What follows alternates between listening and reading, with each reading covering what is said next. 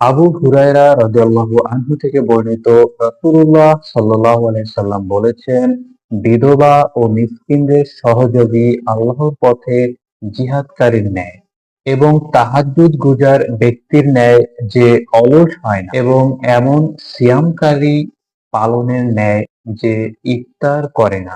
প্রিয় ভাই, প্রিয় বোন, খুবই গুরুত্বপূর্ণ একটা হাদিস এবং অনেক কিছু শিক্ষা দেয় এই হাদিসের মাধ্যমে রাসূলুল্লাহ সাল্লাল্লাহু আলাইহি সাল্লাম, যেখানে বিধবা ও মিসকিনদের কথা উল্লেখ করা হয়েছে।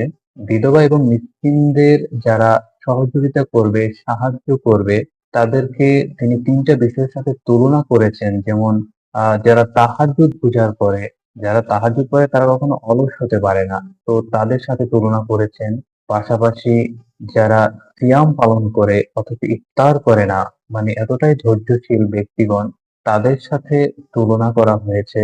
এবং আল্লাহর পথে যারা জিহাদ করে তাদের সাথে তুলনা করা হয়েছে। তাহলে কতটা গুরুত্বপূর্ণ, কতটা দামি এই বিষয়টা, যে বিধবা এবং একজন মিসকিনদের সাহায্য বা সহযোগিতা করা। সবসময় আমরা বিধবা এবং মিসকিনদের সাহায্য সহযোগিতা করে থাকবো, তাদের পাশে থাকবো, তাদেরকে কখনো অবহেলা করব না, ইনশাআল্লাহ।